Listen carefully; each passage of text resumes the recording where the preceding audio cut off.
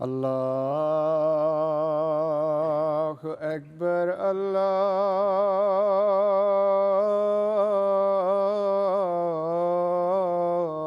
الله أكبر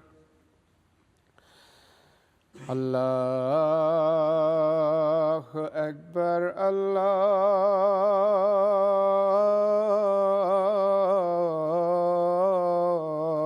الله أكبر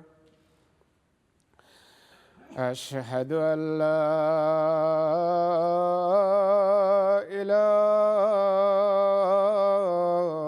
إله إلا الله أشهد أن لا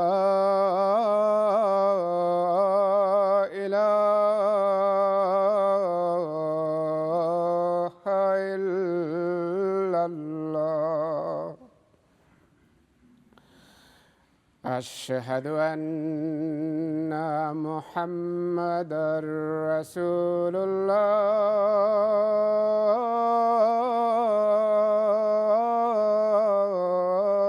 الله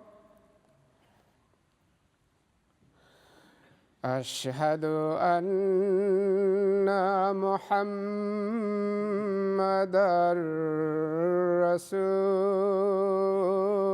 رسول الله حي على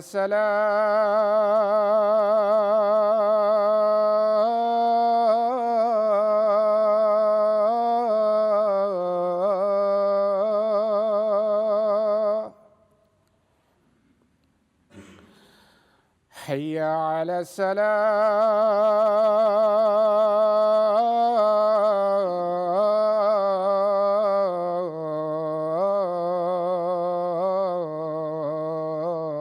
السلام حي على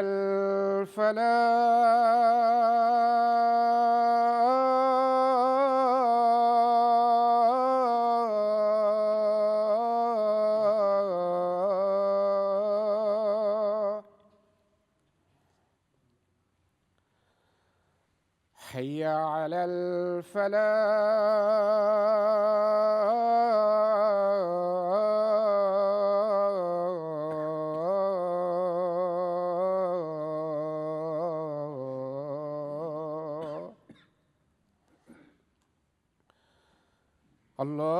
الله أكبر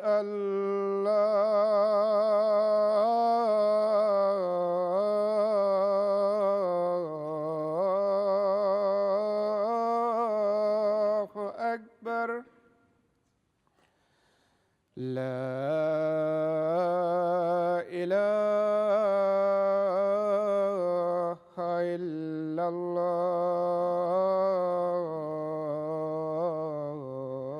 الله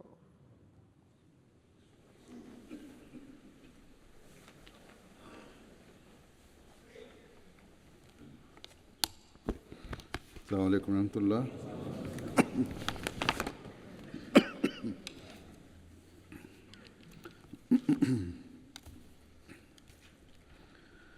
أشهد أن لا إله إلا الله وحده لا شريك له وأشهد أن محمدًا عبده ورسوله أما بعد فأعوذ بالله من الشيطان الرجيم بسم الله الرحمن الرحيم الحمد لله رب العالمين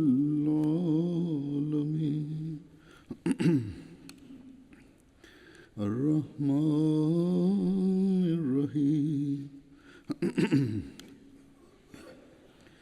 مالك يوم الدين إياك نعبد وإياك نستعين اهدنا الصراط المستقيم صراط الذين أنعمت عليهم غير المغضوب عليهم ولا الضالين.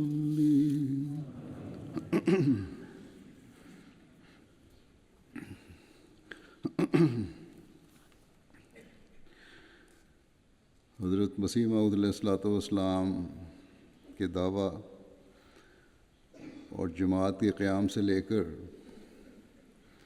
آج تک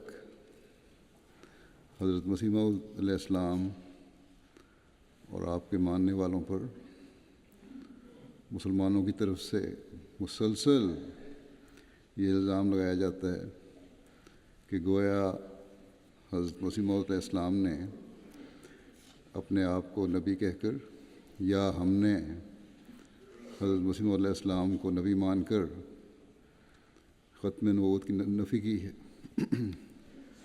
جبکہ حقیقت یہ ہے کہ یہ سراسر ہم جانتے ہیں کہ ہم پر جھوٹا الزام ہے اور اتہام ہے۔ ہم حضرت مسیح موعود علیہ السلام کی تعلیم کے مطابق ہی حضرت صلی اللہ علیہ وسلم کی خاتمیت نبوت کے اس سے زیادہ قائل اور اس کا عملی اظہار کرنے والے اور اپنے دلوں کو حضرت صلی اللہ علیہ وسلم کی محبت سے بھرنے والے اور آپ کے لائے ہوئے دین کو دنیا میں پھیلانے والے ہیں جتنا دوسرے مسلمان فرقے اس کا اظہار کرنے والے اور ماننے والے ہیں، بلکہ دوسرے مسلمانوں نے حضرت صلی اللہ علیہ وسلم کے مقام کو اس کا لاکھواں حصہ بھی نہیں سمجھا جتنا اللہ تعالیٰ کے فضل سے حضرت مسیح موعود علیہ السلام کی تعلیم کی وجہ سے احمدیوں نے سمجھا ہے۔ بہرحال ختم نبوت کو بنیاد بنا کر دوسرے مسلمان ہمیشہ سے احمدیوں کو یا احمدیوں کی مخالفت کرتے آئے ہیں، اور وقتاً فوقتاً کسی نہ کسی بات پر اس میں زیادہ ابال آ جاتا ہے، یا نام نہاد علماء اور تنظیموں کی طرف سے مسلمانوں کو اس سلسلے میں بھڑکانے کی کوشش کی جاتی ہے پہلے سے بڑھ کر۔ پچھلے دنوں جو گلاسگو میں احمدی کی شہادت ہوئی، اس کی وجہ سے اس معاملے کو مخالفین نے اپنی جان بچانے کے لیے مذہبی جذبات کا ایشو بنانے کی کوشش کی، لیکن پھر حکومت کے مثبت رویے اور پریس کی بے انتہا دلچسپی کی وجہ سے ظاہراً معذرت خواہانہ رویہ بھی اختیار کر لیا۔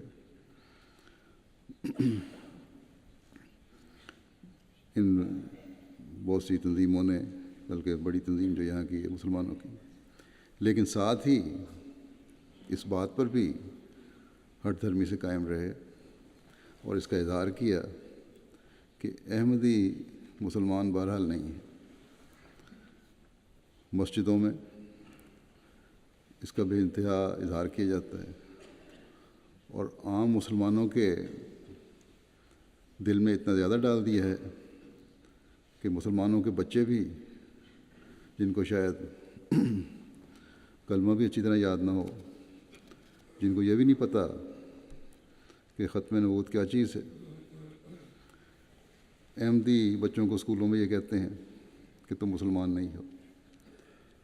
بعض بچے بچیوں نے گزشتہ دنوں مجھے لکھا کہ ہمارے سے اس طرح سلوک ہوتا ہے، تو میں ان کو یہی کہتا ہوں کہ پہلے سے بڑھ کر اسلام کی باتیں سیکھیں اور اپنے دوستوں کو بتائیں کہ ہم تو مسلمان ہیں اور اسلام کی تعلیم پر عمل کرتے ہیں۔ حضرت صلی اللہ علیہ وسلم کو خاتم النبیین مانتے ہیں، اور آپ صلی اللہ علیہ وسلم کی پیشگوئی کے مطابق ہی آنے والے مسیح موعود کو حضرت صلی اللہ علیہ وسلم کا غلام اور آپ کا تابع نبی مانتے ہیں۔ بہرحال دنیا کے مختلف ممالک میں احمدیوں کے خلاف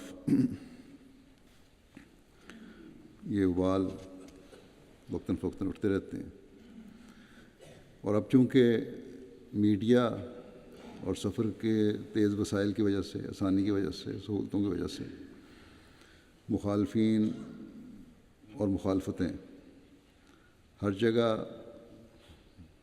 پہنچ جاتی ہیں، اس لیے دنیا کا کوئی ملک بھی اب فساد پیدا کرنے والے نام نہاد مسلمانوں سے محفوظ نہیں ہے۔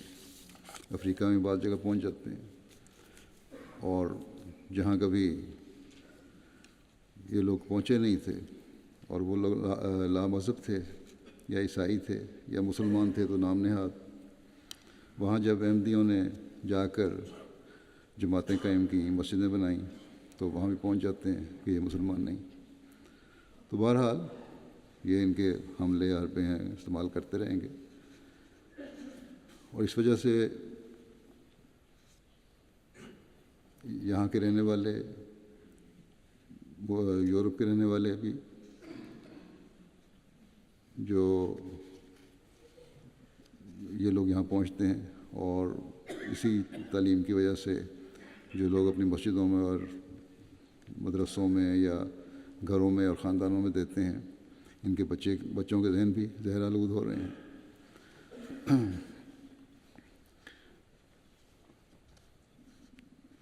لیکن جہاں جہاں یہ پہنچ رہے ہیں، اس کے ساتھ ہمارے بھی ہر احمدی بچے اور نوجوان کا فرض ہے کہ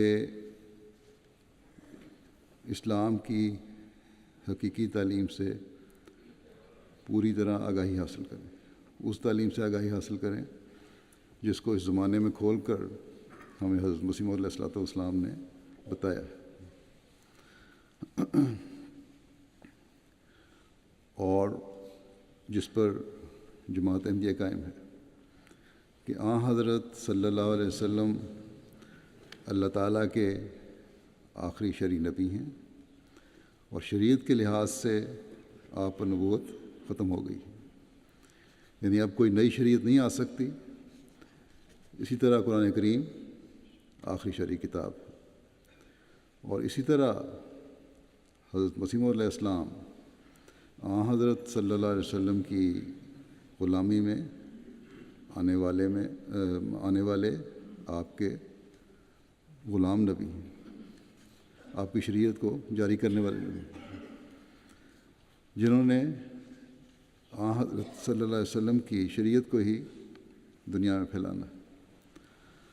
بہرحال مخالفت نے تو ہمیشہ کے لیے جماعت کے ساتھ ہم نے یہی سلوک اللہ تعالیٰ کو دیکھا ہے، جب یہ مخالفتیں بڑھیں، ان مخالفتوں نے جماعت کے لیے کھاد کا کام کیا۔ اس سے ہمیں تو کوئی نہ فکر کبھی تھی اور نہ ہے اور نہ ہونی چاہیے۔ اس موجودہ مخالفت سے بھی میڈیا کے ذریعہ جماعت کا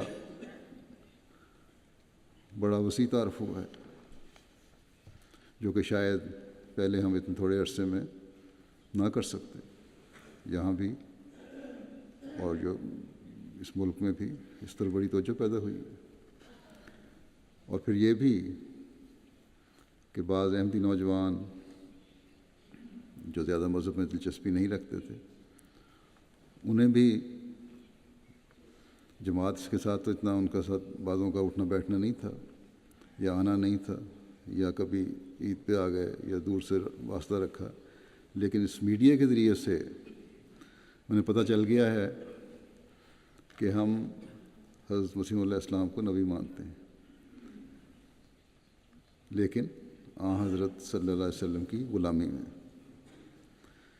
حضرت مسیح علیہ السلام نے حضرت صلی اللہ علیہ وسلم کی غلامی کا کس طرح حق ادا کیا، اور آپ صلی اللہ علیہ وسلم کے خاتم النبیین ہونے کے مقام کو کس طرح قائم کر کے دکھایا اور ہماری کس طرح رہنمائی فرمائی، اس بارے میں حضرت مسیح موعود علیہ السلام کے ہی بعض ارشادات پیش کرتا ہوں۔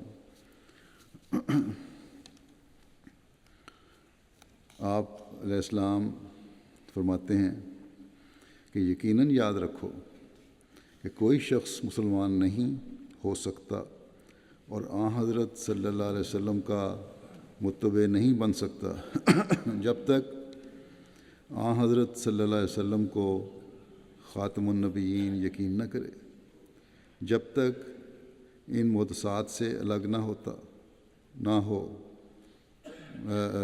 جب تک ان محدثات سے الگ نہیں ہوتا، یعنی یہ نئی باتیں اور مختلف قسم کے ذکر اور مختلف قسم کی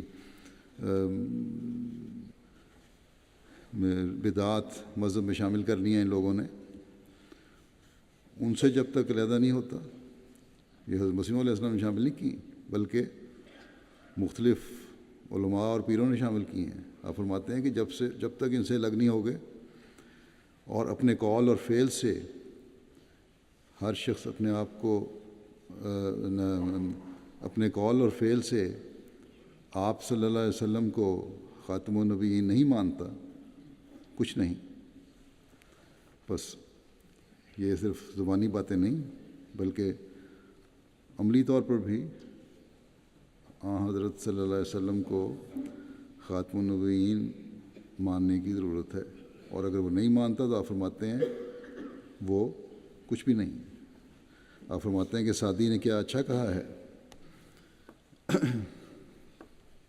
کہ بزہد و ورا کوش و صدق و صفا و لیکن بے فضائے بر مصطفیٰ، کہ یعنی زہد و تقویٰ اور صدق و صفا کے لیے ضرور کوشش کرو، مگر مصطفیٰ صلی اللہ علیہ وسلم کے بتائے ہوئے طریق سے تجاوز نہ کرو۔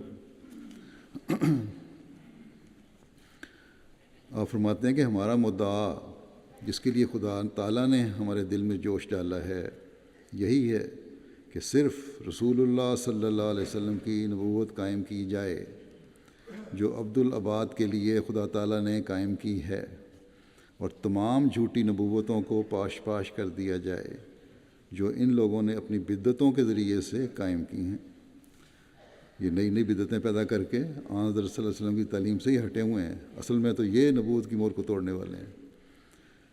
فرمایا ان ساری گدیوں کو دیکھ لو اور عملی طور پر مشاہدہ کرو، یعنی پیروں کی گدیاں جو ہیں ان کو دیکھو اور عملی طور پر مشاہدہ کرو کہ کیا رسول اللہ صلی اللہ علیہ وسلم کی ختم نبوت پر ہم ایمان لائے ہیں یا وہ۔ فرمایا کہ ظلم اور شرارت کی بات ہے کہ ختم نبوت سے خدا تعالیٰ کا اتنا ہی منشا قرار دیا جائے کہ منہ سے ہی خاتم النبیین مانو اور کرتوتیں وہی کرو جو تم خود پسند کرتے ہو، اور اپنی ایک الگ شریعت بنا لو۔ بغدادی نماز، معکوس نماز وغیرہ ایجاد کی ہوئی ہیں ان بعض مسلمان طبقوں نے اور فرقوں نے۔ فرمایا کیا قرآن شریف یا نبی کریم صلی اللہ علیہ وسلم کے عمل میں بھی اس کا کہیں پتہ لگتا ہے؟ اور ایسا ہی یا شیخ عبد القادر جیلانی شیعن للہ کہنا، اس کا ثبوت بھی کہیں قرآن شریف سے ملتا ہے؟ حضرت صلی اللہ علیہ وسلم کے وقت تو شیخ عبد القادر جیلانی رضی اللہ عنہ کا وجود بھی نہ تھا، پھر یہ کس نے بتایا تھا؟ شرم کرو، کیا شریعت اسلام کی پابندی اور التزام اسی کا نام ہے؟ اب خود ہی فیصلہ کرو کہ کیا ان باتوں کو مان کر اور ایسے عمل رکھ کر تم اس قابل ہو کہ مجھے الزام دو کہ میں نے خاتم النبیین کی مہر کو توڑا ہے۔ اصل اور سچی بات یہی ہے کہ اگر تم اپنی مساجد میں بدعات کو دخل نہ دیتے اور خاتم النبیین صلی اللہ علیہ وسلم کی سچی نبوت پر ایمان لا کر آپ کے طرز عمل اور نقش قدم کو اپنا امام بنا کر چلتے تو پھر میرے آنے ہی کی کیا ضرورت ہوتی؟ تمہاری انہی بدعتوں اور نئی نبوتوں نے ہی اللہ تعالیٰ کی غیرت کو تحریک دی کہ رسول اللہ صلی اللہ علیہ وسلم کی چادر میں ایک شخص کو مبعوث کرے جو ان جھوٹی نبوتوں کے بت کو توڑ کر نیست و نابود کرے۔ بس اسی کام کے لیے خدا نے مجھے مأمور کر کے بھیجا۔ آپ فرماتے ہیں کہ گدی نشینوں کو سجدہ کرنا یا ان کے مکانات کا طواف کرنا یہ تو بالکل معمولی اور عام باتیں ہیں۔ غرض اللہ تعالیٰ نے اس جماعت کو اس لیے قائم کیا ہے کہ حضرت صلی اللہ علیہ وسلم کی نبوت اور عزت کو دوبارہ قائم کریں۔ ایک شخص فرمایا کہ ایک شخص جو کسی کا عاشق کہلاتا ہے، اگر اس جیسے ہزاروں اور بھی ہوں تو اس کے عشق و محبت کی خصوصیت کیا رہی؟ یعنی ایک شخص سے عشق ہے، اگر اس سے اور ہزاروں پیدا ہو جائیں جس سے تم عشق کرنے لگ جاتے ہو، تو پھر جس سے عشق ہے اس کی ان خصوصیت یا انفرادیت کیا رہی؟ تو فرمایا کہ پھر اگر یہ رسول اللہ صلی اللہ علیہ وسلم کی محبت اور عشق میں فنا ہیں جیسا کہ یہ دعویٰ کرتے ہیں، تو یہ کیا بات ہے کہ ہزاروں خانقاہوں اور مزاروں کی پرستش کرتے ہیں۔ مدینہ طیبہ تو جاتے ہیں، فرمایا کہ مدینہ طیبہ تو جاتے ہیں مگر اجمیر اور دوسری خانقاہوں پر ننگے سر اور ننگے پاؤں جاتے ہیں۔ پاک پتن کی کھڑکی میں سے گزر جانا ہی نجات کے لیے کافی سمجھتے ہیں۔ یہ پاکستان اور ہندوستان میں یہ جگہیں ہیں جہاں یہ بزرگ پیدا ہوئے، ان کی قبروں پہ پوجنے والے لوگ ہیں یا وہاں جاتے ہیں۔ فرمایا کہ پاک پتن کی کھڑکی میں سے گزر جانا ہی نجات کے لیے کافی سمجھتے ہیں، کسی عمل کی ضرورت نہیں ہے، صرف اس دروازے میں سے گزر جاؤ، کھڑکی میں سے گزر جاؤ تو تمہاری نجات ہو گئی۔ فرمایا کسی نے کوئی جھنڈا کھڑا کر رکھا ہے، کسی نے کوئی اور صورت اختیار کر رکھی ہے۔ ان لوگوں کے عرسوں اور میلوں کو دیکھ کر ایک سچے مسلمان کا دل کانپ جاتا ہے کہ یہ انہوں نے کیا بنا رکھا ہے۔ اگر خدا تعالیٰ کو اسلام کی غیرت نہ ہوتی اور ان الدین عند اللہ الاسلام خدا کا کلام نہ ہوتا اور اس نے نہ فرمایا ہوتا کہ انا نحن نزلنا الذکر و انا لہ لحافظون، تو بے شک آج وہ حالت اسلام کی ہو گئی تھی کہ اس کے مٹنے میں کوئی بھی شبہ نہیں ہو سکتا تھا، مگر اللہ تعالیٰ کی غیرت نے جوش مارا اور اس کی رحمت اور وعدہ حفاظت نے تقاضا کیا کہ رسول اللہ صلی اللہ علیہ وسلم کے بروز کو پھر نازل کرے اور اس زمانے میں آپ کی نبوت کو نئے سرے سے زندہ کر کے دکھاوے۔ چنانچہ اس نے اس سلسلے کو قائم کیا اور مجھے مامور اور مہدی بنا کر بھیجا۔ پھر بعثت مسیح موعود کا اصل منشا اور مدعا بیان فرماتے ہوئے ایک موقع پر آپ نے فرمایا کہ ہمارا اصل منشا اور مدعا حضرت صلی اللہ علیہ وسلم کا جلال ظاہر کرنا ہے اور آپ کی عظمت کو قائم کرنا۔ ہمارا ذکر تو ضمنی ہے، اس لیے کہ حضرت صلی اللہ علیہ وسلم میں جذب اور افاضے کی قوت ہے اور اسی افاضے میں ہمارا ذکر ہے، یعنی حضرت صلی اللہ علیہ وسلم میں یہ طاقت ہے کہ آپ فیض پہنچانے والے اور فائدہ پہنچانے والے ہیں، اور اسی فیض اور فائدے میں ہم نے فرمایا کہ میرا ذکر بھی آ گیا۔ یہ حضرت صلی اللہ علیہ وسلم کا فیض ہی ہے جس نے حضرت مسیح موعود علیہ السلام کو یہ مقام دیا۔ بس حضرت صلی اللہ علیہ وسلم کے فیض کے دائرے نے حضرت مسیح موعود علیہ السلام کو اپنے اندر سمیٹ لیا، اور اب حضرت صلی اللہ علیہ وسلم کے ذکر کے ساتھ آپ کے عاشق صادق کا ذکر بھی شامل ہو گیا۔ پھر اس بات کو بیان فرماتے ہوئے کہ آپ کی بعثت کا مقصد یہ ہے کہ مسلمانوں میں 1000 سال کے اندھیرے زمانے کی وجہ سے جو نئی باتیں اور بدعات پیدا ہو گئی تھیں ان کی اصلاح ہو۔ آپ فرماتے ہیں پھر میں یہ کہتا ہوں کہ خدا کی طرف سے جو آتے ہیں کہ وہ کوئی بری بات تو کہتے نہیں، وہ تو یہی کہتے ہیں کہ خدا ہی کی عبادت کرو اور مخلوق سے نیکی کرو، نمازیں پڑھو، اور جو غلطیاں مذہب میں پڑ گئی ہوئی ہیں انہیں نکالتے ہیں۔ چنانچہ اس وقت جو میں آیا ہوں تو میں ان غلطیوں کی اصلاح کے لیے بھیجا گیا جو فیض آوج کے زمانے میں پیدا ہو گئی تھی۔ یہ اندھیرا زمانہ جب تھا ایک مسلمانوں میں آیا دور، اس میں پیدا ہو گئی تھی۔ سب سے بڑی غلطی یہ ہے کہ خدا تعالیٰ کی عظمت اور جلال کو خاک میں ملا دیا گیا ہے۔ اور رسول اللہ صلی اللہ علیہ وسلم کی سچی اور اہم اور اعلیٰ توحید کو مشکوک کیا گیا ہے۔ ایک طرف تو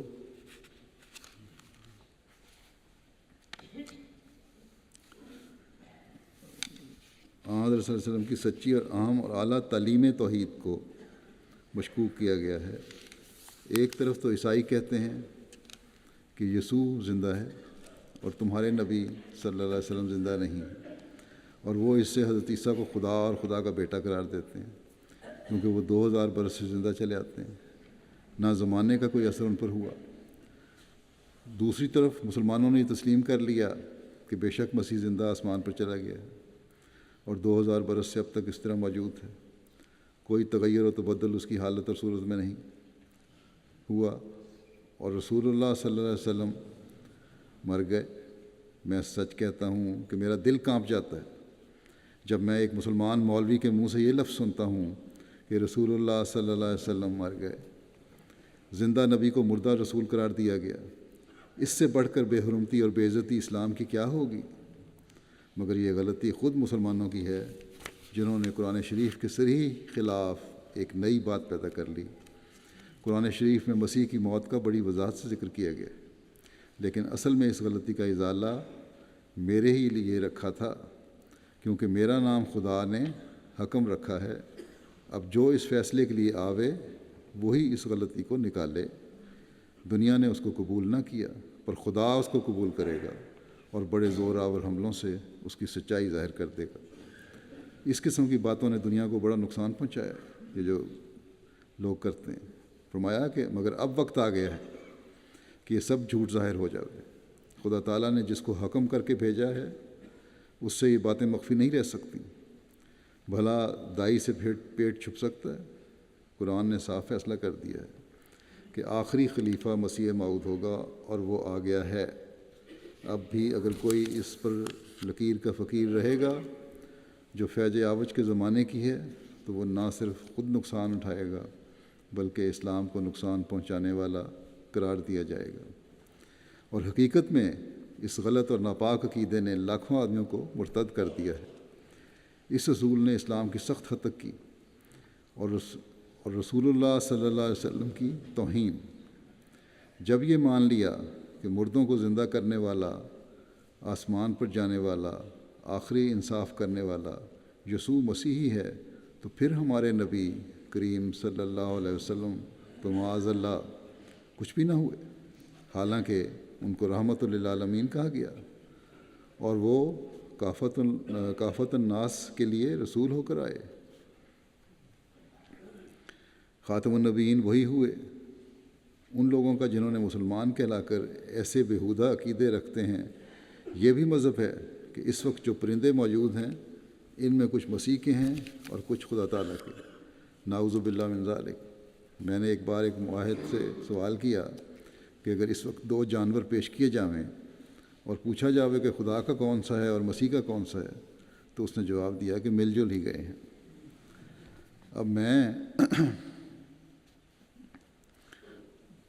حضرت مسیح علیہ السلام کے بعض ارشادات اور واقعات پیش کرتا ہوں جن میں آپ کی سیرت کے بعض پہلو اجاگر ہوتے ہیں اور پھر پتہ چلتا ہے کہ آپ اپنے آقا و مطاع حضرت محمد رسول اللہ صلی اللہ علیہ وسلم کے مقام و مرتبہ کو صرف علمی اور عقلی رنگ میں ثابت کرنے والے نہیں تھے، بلکہ اسلام کی تعلیم کا عملی اظہار بھی آپ کی تعلیم اور عمل سے ہوتا ہے۔ ایک دفعہ ایک شخص عبدالحق نامی نوجوان تھا، کالج کا اسٹوڈنٹ، جو پہلے مسلمان تھے پھر عیسائی ہو گئے۔ جیسے انہوں نے ذکر کیا کہ بہت سے لوگ اسلام چھوڑ گئے اور عیسائی ہو گئے انہی باتوں سے، یہ بھی ان میں سے تھا، عیسائی ہو گیا۔ حق کی تلاش میں یا ویسے ہی علمی تحقیق کے لیے قادیان آیا اور حضرت اقدس مسیح علیہ السلام کے پاس کچھ دیر ٹھہرے۔ مختلف ملاقاتوں میں آپ علیہ السلام ان کو مسائل بیان فرماتے تھے ایک دن انہوں نے کہا کہ ایک عیسائی کے سامنے جب آپ کا نام لیا تو اس نے آپ کو گالی دی. اس نوجوان نے کہا، کہنے لگا مجھے یہ بڑا ناگوار گزرا. اس بات کو سن کر حضرت مسیح علیہ السلام نے جواب دیا، وہ آپ کے اعلیٰ اخلاق کا اظہار کرتا ہے. کس طرح آپ نے فرمایا کہ گالیاں دیتے ہیں، اس کی تو مجھے پرواہ نہیں ہے. بہت سے خطوط گالیوں کے آتے ہیں جن کا مجھے محصول بھی دینا پڑتا ہے، اور کھولتا ہوں تو گالیاں ہوتی ہیں. اشتہاروں میں گالیاں دی جاتی ہیں. آج کل بھی یہی حال ہے، پاکستان میں بڑے بڑے اشتہار لگتے ہیں، اور اب تو کھلے لفافوں اور گالیاں لکھ کر بھیجتے ہیں. مگر ان باتوں سے کیا ہوتا ہے؟ اور خدا کا نور کہیں بجھ سکتا ہے؟ ہمیشہ نبیوں اور راست بازوں کے ساتھ ناشکروں نے یہی سلوک کیا ہے. ہم جس کے نقش قدم پر آئے ہیں، مسیح ناصری، اس کے ساتھ کیا ہوا؟ کیونکہ عیسائی ہو گئے تھے اس لیے مسیح کی مثال پیش کی کہ ان کے ساتھ بھی تو یہ ہوا تھا، گالیاں دی جاتی ہیں، ظلم ہوا، صلیب پر بھی چڑھایا گیا. پھر فرمایا کہ اور ہمارے نبی کریم صلی اللہ علیہ وسلم کے ساتھ کیا ہوا؟ اب تک ناپاک تباہ لوگ گالیاں دیتے ہیں. میں تو بنی نوع انسان کا حقیقی خیر خواہ ہوں. جو مجھے دشمن سمجھتا ہے وہ خود اپنی جان کا دشمن ہے. جیسا کہ میں نے کہا کہ یہ عبدالحق نامی شخص کئی دن ہمارا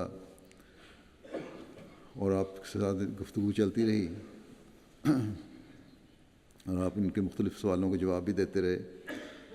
ایک دن حضرت مسیح علیہ السلام نے انہیں فرمایا کہ میں آپ کو بار بار یہی کہتا ہوں کہ جب تک آپ کی سمجھ میں کوئی بات نہ آوے اسے آپ بار بار پوچھیں، ورنہ یہ اچھا طریق نہیں ہے کہ ایک بات کو آپ سمجھیں نہیں اور کہہ دیں کہ ہاں سمجھ لیا.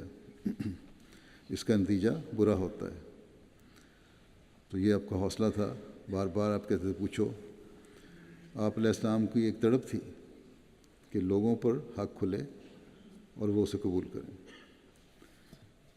یہ نوجوان جو تھے وہ سراج الدین عیسائی کو بھی جانتے تھے، جس نے حضرت مسیح علیہ السلام سے سوال کیے تھے اور پھر آپ نے اس کے جواب بھی دیے جو شائع بھی ہو گئے. تو اس کا ذکر کرتے ہوئے حضرت اقدس مسیح موعود نے فرمایا کہ سراج الدین جو یہاں آیا تھا اس نے ایسا ہی کیا اور کچھ فائدہ نہ اٹھایا. یعنی سوال کرتا تھا اور چپ رہتا تھا، آگے مزید سوال نہیں کرتا تھا، اور یہاں آ کے بھی اس نے کوئی فائدہ نہیں اٹھایا. ہاں ہاں کرتا رہا ہر بات پہ، اور نیک نیتی سے دل میں جو شکوک تھے یا شبہات تھے اگر پیدا ہوئے تو ان کو دور کرنے کی کوشش نہیں کی. حضرت مسیح علیہ السلام سے مزید سوال نہیں پوچھے، جو لکھ کے لایا تو بس وہی پوچھتا رہا، یا آپ جو بیان فرماتے رہے ان پہ ہاں ہاں کرتا رہا. حضرت مسیح علیہ السلام نے فرمایا کہ اس نے اس نوجوان کو کہ اس نے یعنی سراج الدین نے آپ کو کچھ کہا تھا، اس کو جانتے ہیں آپ؟ تو عبدالحق نامی شخص نے جواب دیا کہ ہاں وہ مجھے منع کرتے تھے کہ وہاں مت جاؤ، کچھ ضرورت نہیں ہے. جب ہم نے ایک سچائی کو پا لیا، یہ بھی مسلمانوں سے عیسائی ہو گیا تھا کہ جب سچائی کو ہم نے پا لیا یعنی عیسائیت کو، پھر کیا ضرورت ہے کہ اور تلاش کرتے پھریں. اور یہ بھی انہوں نے کہا تھا کہ جب میں آیا تھا تو وہ مجھے 3 میل تک چھوڑنے آئے تھے اور پسینہ آیا ہوا تھا. اس عیسائی کو واپسی پر الوداع کہنے کے لیے 3 میل تک حضرت مسیح علیہ السلام گئے تھے. اور یہ بھی مہمان نوازی کہ وہ اعلیٰ ظرف ہے جس کا اظہار آپ نے کیا. ایڈیٹر بدر نے جو اس پہ نوٹ لکھا ہوا ہے وہ یہ ہے کہ سلیم الفطرت لوگ حضرت مسیح موعود علیہ السلام کی شفقت اور ہمدردی پر غور کریں اور اس جوش کا اندازہ کریں جو اس کی فطرت میں کسی روح کو بچا لینے کے لیے ہے. کیا 3 میل تک جانا محض ہمدردی کے لیے نہ تھا؟ حضرت مسیح علیہ السلام جو گئے 3 میل تک اس کے ساتھ عیسائی کے ہمدردی کے لیے تھا تاکہ اس کو بچائیں. لکھتے ہیں کہ ورنہ میاں سراج الدین سے کیا غرض تھی؟ اگر فطرت سلیم ہو تو آپ کے اس جوش ہمدردی ہی سے حق کا پتہ پالے۔ ہمارے لیے ایسا سچا جوش رکھنے والے تجھ پر خدا کا سلامت برتو ہے مرد سلامت۔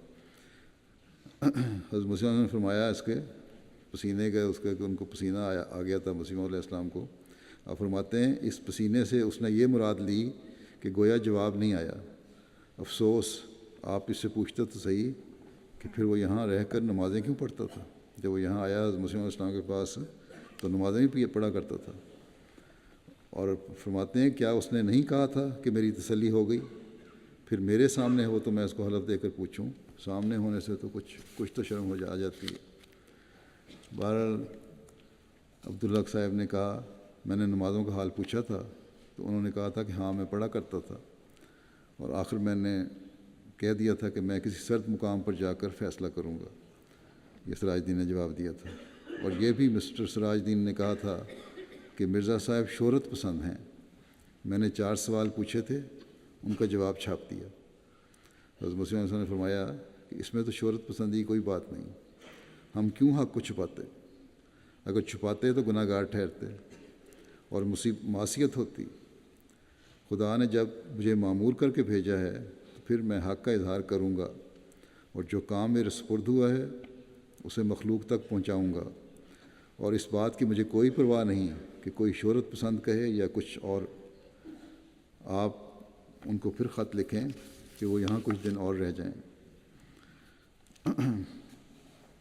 بس جس کام کے ساتھ اور جس کام کے لیے خدا تعالیٰ نے آپ کو بھیجا تھا اس کو صرف ایک شخص تک محدود نہیں رکھا، بلکہ سمجھا کہ اس سے دوسرے لوگوں کو فائدہ پہنچ سکتا ہے اور اس سے اسلام کی حقیقت ظاہر ہوگی، تو دوسروں کے لیے بھی آپ نے یہ شائع کر دیے جو آپ کسی نام و نمود کے لیے نہیں کیے تھے۔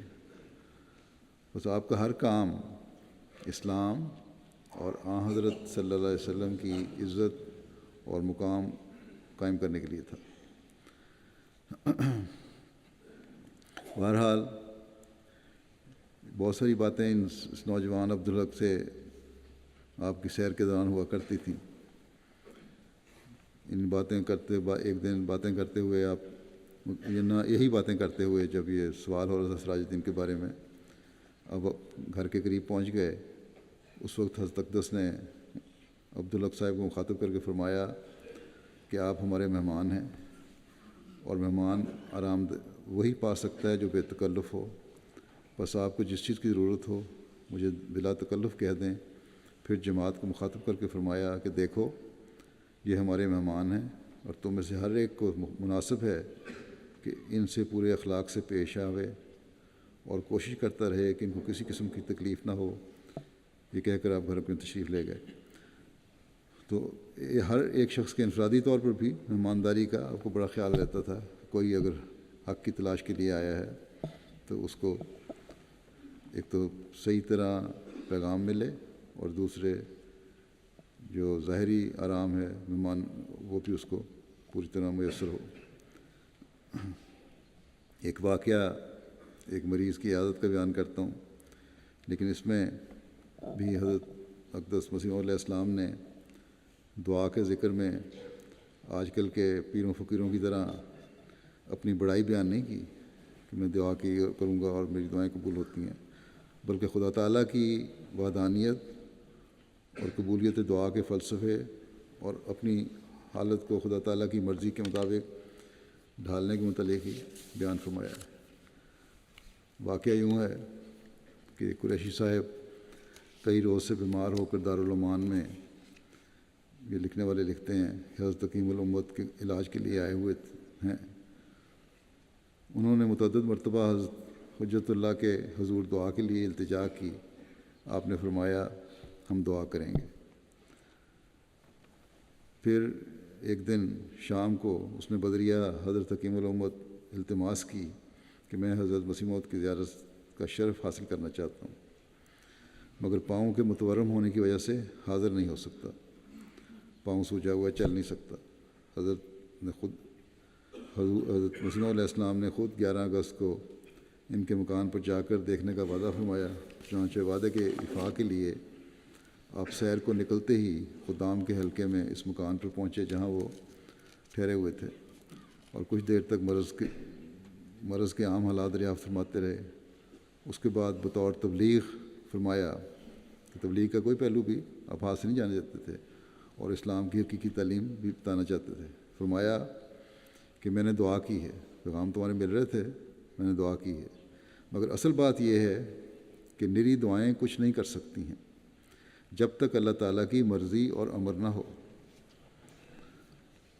اہل حاجت لوگوں کو کس قدر تکالیف ہوتی ہیں، مگر حاکم کے ذرا کہہ دینے اور توجہ کرنے سے وہ دور ہو جاتی ہیں۔ جو بعض لوگ ضرورت مند ہوتے ہیں اپنی تکلیفیں لے کے حاکم وقت کے پاس جاتے ہیں اور اس کی توجہ اور مدد سے وہ دور ہو جاتی ہیں۔ اسی طرح پر اللہ تعالیٰ کے امر سے سب کچھ ہوتا ہے۔ میں دعا کی قبولیت کو اس وقت محسوس کرتا ہوں جب اللہ تعالیٰ کی طرف سے امر اور اذن ہو، کیونکہ اس نے ادعونی تو کہا ہے مگر استجب لکم بھی ہے، یعنی میں تمہاری سنوں گا۔ جب کہتا ہے اللہ تعالیٰ، اس سننے میں حکم اور اذن کی شرائط ساتھ ہیں، اور اس کے لیے خدا تعالیٰ کی بات کو ماننا اور اس کی عبادت کرنا بھی شرط ہے۔ آپ نے فرمایا کہ ضروری بات ہے کہ بندہ اپنی حالت میں ایک پاک تبدیلی کرے اور اندر ہی اندر خدا تعالیٰ سے صلح کر لے، اور یہ معلوم کرے کہ وہ دنیا میں کس غرض کے لیے آیا ہے اور کہاں تک اس غرض کو پورا کرنے کی کوشش کی ہے۔ جب تک انسان اللہ تعالیٰ کو سخت ناراض نہیں کرتا اس وقت تک کسی تکلیف میں مبتلا نہیں ہوتا، لیکن اگر انسان تبدیلی کر لے تو خدا تعالیٰ پھر رجوع برحمت ہوتا ہے۔ اس وقت طبیب کو سوجھ جاتی ہے، یعنی اللہ تعالیٰ رجوع برحمت ہوتا ہے تو ڈاکٹر کو بھی صحیح طرح اس کی مرض کو تشخیص کرنے کی صلاحیت دے دیتا ہے، علم دے دیتا ہے۔ فرمایا خدا تعالیٰ پر کوئی امر مشکل نہیں، بلکہ اس کی تو شان ہے کہ انما امرہ اذا اراد شیئا ان یقول لہ کن فیکون، کہ اس کا یہ حکم ہی کافی ہے کہ جب وہ کسی چیز کا ارادہ کرتا ہے تو وہ اسے کہہ دیتا ہے کہ ہو جا تو ہونے لگتی ہے۔ فرمایا کہ ایک بار میں نے اخبار میں پڑھا تھا کہ ایک ڈپٹی انسپکٹر پینسل سے ناخن کا میل نکال رہا تھا جس سے اس کا ہاتھ ورم کر گیا۔ آخر ڈاکٹر نے ہاتھ کاٹنے کا مشورہ دیا۔ اس نے معمولی بات سمجھی، نتیجہ یہ ہوا کہ وہ ہلاک ہو گیا، فوت ہو گیا۔ اسی طرح ایک دفعہ میں نے فرمایا کہ میں نے پینسل کو ناخن سے بنایا۔ دوسرے دن جب میں سیر کو گیا تو مجھے اسی ڈپٹی انسپکٹر کا خیال آیا اور ساتھ ہی میرا ہاتھ ورم کر گیا۔ میں نے اسی وقت دعا کی اور الہام ہوا، اور پھر دیکھا تو ہاتھ بالکل درست تھا اور کوئی ورم یا تکلیف نہ تھی۔ غرض یہ بات ہے کہ خدا تعالیٰ جب اپنا فضل کرتا ہے تو کوئی تکلیف باقی نہیں رہتی، مگر اس کے لیے ضروری شرط ہے کہ انسان اپنے اندر تبدیلی کرے۔ پھر جس کو وہ دیکھتا ہے کہ یہ نافع وجود ہے تو اس کی زندگی میں ترقی دے دیتا ہے، یعنی اللہ تعالیٰ جس کو دیکھتا ہے کہ اس سے وجود نافع ہے، اس سے نفع پہنچنے والا ہے، فائدہ پہنچتا ہے دنیا کو، تو اس کی زندگی میں ترقی دے دیتا ہے۔ بعض استثناء بھی ہوتے ہیں، لیکن عموم یہ ہے اللہ تعالیٰ کا سلوک۔ فرمایا کہ ہماری کتاب میں اس کی بابت صاف لکھا ہے، وَأَمَّا مَا يَنْفَعُ النَّاسَ فَيَمْكُثُ فِي الْأَرْضِ،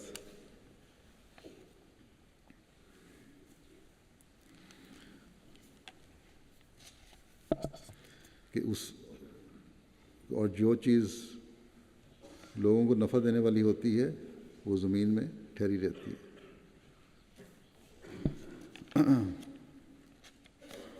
وَأَمَّا مَا يَنْفَعُ النَّاسَ فَيَمْكُثُ فِي الْأَرْضِ۔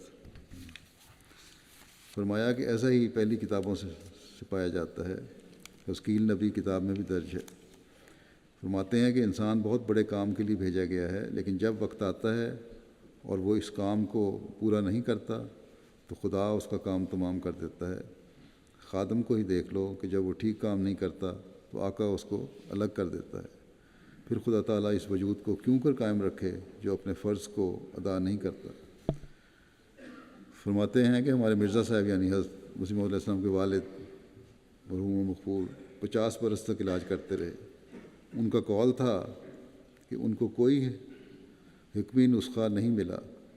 سچ یہی ہے کہ خدا تعالیٰ کے اذن کے بغیر ہر ایک ذرہ جو انسان کے اندر جاتا ہے کبھی مفید نہیں ہو سکتا۔ توبہ و استغفار بہت کرنی چاہیے تا خدا تعالیٰ اپنے فضل کرے۔ جب خدا تعالیٰ کا فضل آتا ہے تو دعا بھی قبول ہوتی ہے۔ خدا نے یہی فرمایا ہے کہ دعا قبول کروں گا، اور کبھی کہا کہ میری قضاء و قدر مانو۔ اس لیے میں تو جب تک اذن نہ ہو لے کم امید قبولیت کی کرتا ہوں۔ بندہ نہایت ہی ناتواں اور بے بس ہے، بس خدا کے فضل پر نگاہ رکھنی چاہیے۔ پھر آپ نے ہمیں حقوق اللہ اور حقوق العباد کی طرف حقیقی اسلامی تعلیم کے مطابق رہنمائی فرمائی، اور اپنا نمونہ اس طرح قائم فرمایا جس طرح آپ نے اپنے آقا و مدعا حضرت محمد رسول اللہ صلی اللہ علیہ وسلم سے سیکھا، اور آپ کو دیکھا اور آپ سے سیکھا۔ آپ فرماتے ہیں کہ اللہ تعالیٰ کے حقوق میں سب سے بڑا حق یہی ہے کہ اس کی عبادت کی جاوے، اور یہ عبادت کسی غرض ذاتی پر مبنی نہ ہو، بلکہ اگر دوزخ اور بہشت نہ بھی ہوں تب بھی اس کی عبادت کی جاوے۔ اور اس ذاتی محبت میں جو مخلوق کو اپنے خالق سے ہونی چاہیے کوئی فرق نہ آوے۔ یہی اعتراض آج کل بہت بڑے لوگ کرتے ہیں، دین کے مخالفین، کہ لالچ کی خاطر تم لوگ عبادت کرتے ہو۔ تو آپ نے فرمایا کہ اللہ تعالیٰ سے پیار اور محبت کی وجہ سے عبادت کرنی چاہیے اس کی۔ فرماتے ہیں کہ اس لیے ان حقوق میں دوزخ اور بہشت کا سوال نہیں ہونا چاہیے۔ اللہ تعالیٰ کا حق ادا کرنا ہے، اس میں یہ سوال نہ ہو کہ جنت ملے گی دوزخ ملے گی، بلکہ جو اللہ تعالیٰ کسی محبت ہے اس کا حق یہ ہے کہ اس کی عبادت کی جائے۔ اللہ تعالیٰ کے جو فضل ہیں ان کا حق یہ ہے کہ اس کی عبادت کی جائے۔ فرماتے ہیں کہ بنی نوع انسان کے ساتھ ہمدردی میں میرا مذہب یہ ہے۔ دوسرا ہمدردی بنی نوع انسان کی ہے۔ فرمایا کہ میرا مذہب یہ ہے کہ جب تک دشمن کے لیے دعا نہ کی جاوے پورے طور پر سینہ صاف نہیں ہوتا۔ ادعونی استجب لکم میں اللہ تعالیٰ نے قید نہیں لگائی کہ دشمن کے لیے دعا کرو تو قبول نہیں کروں گا، بلکہ میرا تو یہ مذہب ہے کہ دشمن کے لیے دعا کرنا یہ بھی سنت نبوی صلی اللہ علیہ وسلم ہے۔ حضرت عمر رضی اللہ عنہ اسی سے مسلمان ہوئے تھے۔ حضرت صلی اللہ علیہ وسلم کے لیے حضرت صلی اللہ علیہ وسلم آپ کے لیے اکثر دعا کیا کرتے تھے۔ اس لیے بخل کے ساتھ ذاتی دشمنی نہیں کرنی چاہیے، اور حقیقتاً موضعی نہیں ہونا چاہیے۔ شکر کی بات ہے کہ ہمیں اپنا کوئی دشمن نظر نہیں آتا جس کے واسطے 2-3 مرتبہ دعا نہ کی ہو، ایک بھی ایسا نہیں۔ اور یہی میں تمہیں کہتا ہوں اور سکھاتا ہوں، خدا تعالیٰ اس سے کہ کسی کو حقیقی طور پر ایذا پہنچائی جاوے اور ناحق بخل کی راہ سے دشمنی کی جاوے، ایسا ہی بیزار ہے جیسے وہ نہیں چاہتا کہ اس کے ساتھ ملایا جاوے۔ یعنی ناجائز دشمنیاں اور دوسرے کو تکلیف دینا پھر ناجائز طور پر دشمنی کی وجہ سے بھی اللہ تعالیٰ کو سخت ناپسند ہے، اسی طرح جس طرح اس کا کوئی شریک ٹھہرایا جاتا ہے۔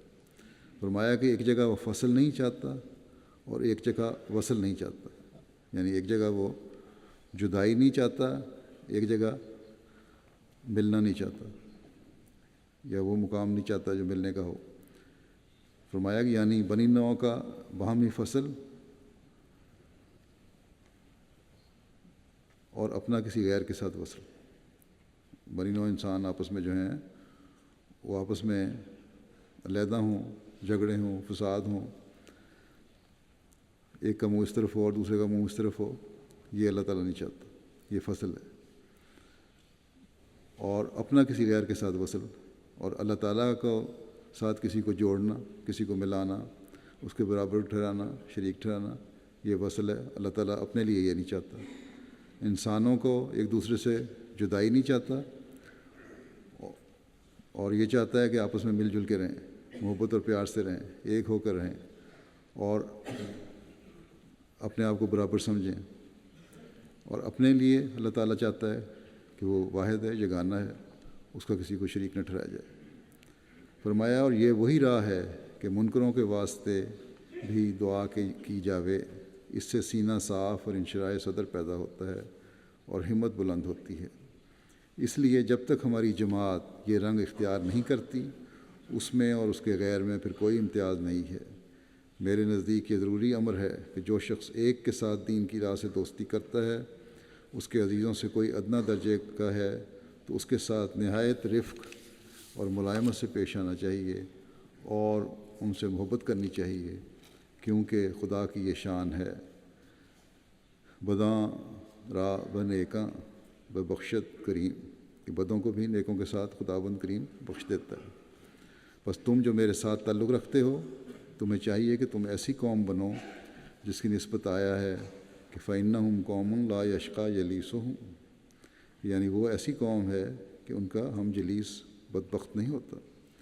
یہ خلاصہ ہے ایسی تعلیم کا جو تخلق و باخلاق اللہ میں پیش کی گئی ہے۔ بس یہ چند باتیں ہیں جو میں نے بیان کی ہیں اس بہت بڑے عظیم ذخیرے میں سے، جو آپ نے ہمارے سامنے صحیح اسلامی تعلیم اور حضرت صلی اللہ علیہ وسلم کے اسوہ کے مطابق رکھا ہے، جس سے ظاہر ہوتا ہے کہ آپ علیہ السلام نے ہی حضرت صلی اللہ علیہ وسلم اور قرآنی تعلیم کو اپنانے اور اپنے اوپر لاگو کرنے کا حق ادا کیا ہے۔ ختم نبوت کا صرف نعرہ نہیں لگایا، بلکہ آپ کا ہر قول و فعل اپنے آقا و مطاع کی اتباع میں تھا، اور اسی تعلیم اور اسی شریعت کو ہی قائم کرنے کی آپ کو تڑپ تھی، تاکہ دنیا کو پتہ چلے کہ یہ خصوصی تعلیم جو حضرت صلی اللہ علیہ وسلم کو اتری ہے، یہی اصلی نجات ہے، اور اپنے ماننے والوں کو بھی آپ نے اس پر عمل کرنے کی نصیحت اور ہدایت فرمائی۔ اللہ تعالیٰ ہمیں حضرت مسیح علیہ السلام کی جماعت میں شامل ہونے کا حق ادا کرنے کی توفیق عطا فرمائے، جہاں عملی نمونے قرآن و سنت کے مطابق قائم کرنے کی توفیق دے، وہاں حضرت صلی اللہ علیہ وسلم کے مقام و مرتبہ کا صحیح ادراک بھی ہمیں عطا فرمائے، اور اسلام کی حقیقی تصویر ہم دنیا کو دکھانے والے ہوں۔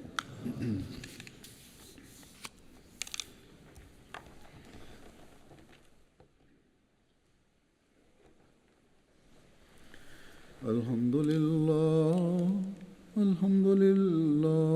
نحمده ونستعینه ونستغفره ونؤمن به ونتوکل علیہ ونعوذ باللہ من شرور انفسنا ومن سیئات اعمالنا، من يهده الله فلا مضل له ومن يضلل فلا هادي له، ونشهد أن لا إله إلا الله ونشهد أن محمدا عبده ورسوله۔